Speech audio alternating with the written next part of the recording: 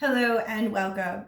I am hopping on today to talk to you about a really simple dessert recipe. What's best about this dessert recipe is it contains items that are commonly found in your pantry. So what we are going to do today is we're going to talk about chocolate pudding. I want to talk to you about this recipe because I want to explain to you how easy it is to substitute out to make whatever dietary restrictions you need to make, or being able to make this recipe with whatever you have on hand. So I want to be able to give you a basic format for the recipe, and then let's say that you were vegan or paleo, or you were on a keto diet, or let's just say you didn't have all of the ingredients in this recipe at home and you still wanted to make it.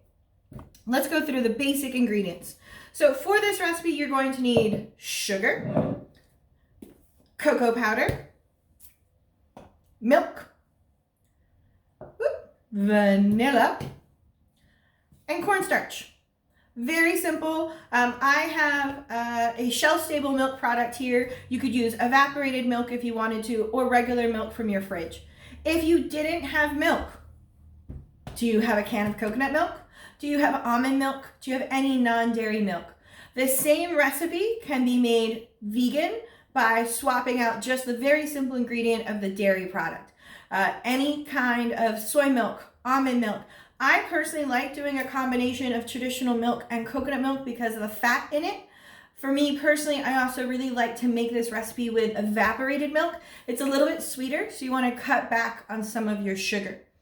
What you're going to do to start this recipe is you're going to take your dry ingredients, which are going to be your sugar, your cornstarch, and your cocoa powder. We're also going to add a little bit of salt into that, but I forgot to bring the salt out today.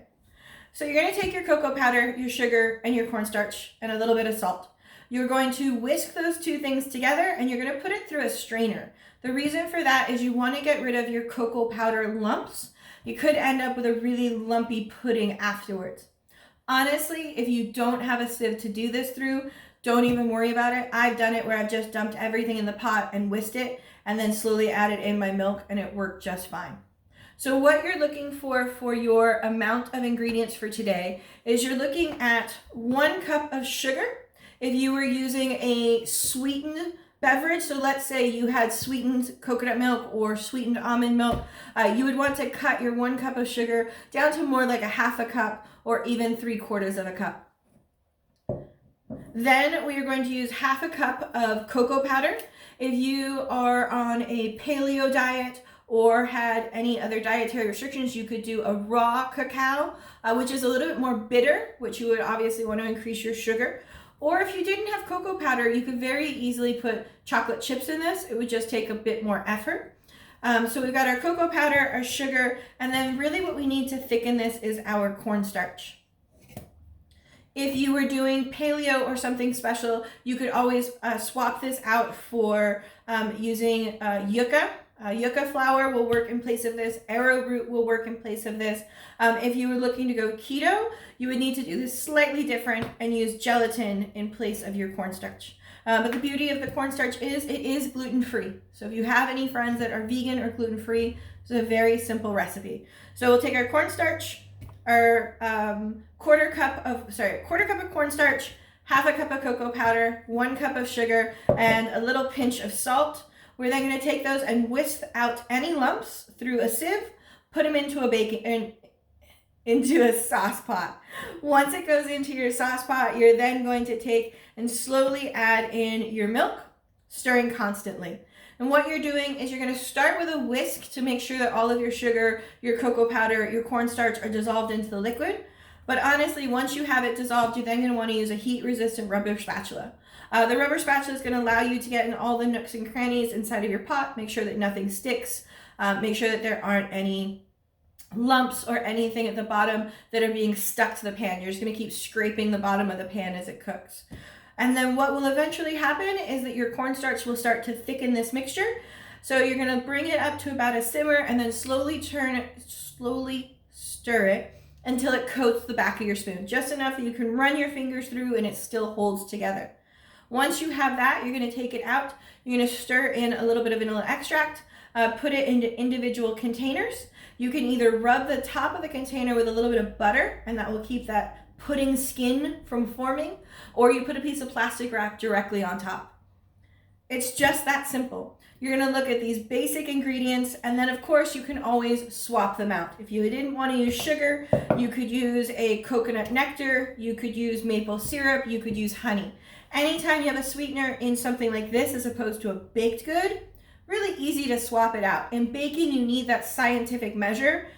In something on the stovetop, you really don't have to worry about it not creating enough moisture or air bubbles or whatever. You just want to get the sweetness level that you're looking for. If you didn't have cocoa powder, raw cacao, you could use chocolate chips. The chocolate chips you wouldn't sift in with everything. You would do less sugar, your cornstarch. You would slowly add in your milk, and once your milk was warm, you would add in your chocolate chips and just stir those until they're dissolved. I want to allow you the opportunity to be creative in your kitchen, and creativity just doesn't mean creating a beautiful epic meal that's really creative. It also means taking what you have available and what you have on hand and using those to make something that's beautiful and delicious. And that really just takes a few steps of understanding, well, I need a thickener, I need something chocolate, I need something sweet, and I need some sort of dairy or milk product to dissolve it into. If you have those 4 basic items, you have this chocolate pudding. Don't forget that flavor we all love in cooking, vanilla. When it's all said and done, just stir in that vanilla. You don't want to add the vanilla in while it's cooking because this is an alcohol-based product and it will evaporate off. When you add it in at the end, you get that full, hearty vanilla flavor. Again, if you wanted to tweak and change this, if you had a block of Mexican hot cocoa, place that and replace for this. If you have cocoa powder, take that and replace this. There's a million different ways. Now, I say all these things, and I'm sure that could be difficult or confusing. So what I'm offering for people, if they would like, is a free 1-hour, one-on-one consultation custom to you. So if you're interested, DM me, we'll schedule a time. We can go through your kitchen, do a little pantry inventory, talk about 5 ingredients in your house to help you make some simple meals. Hope you guys enjoyed this talk, and hope you enjoy some pudding.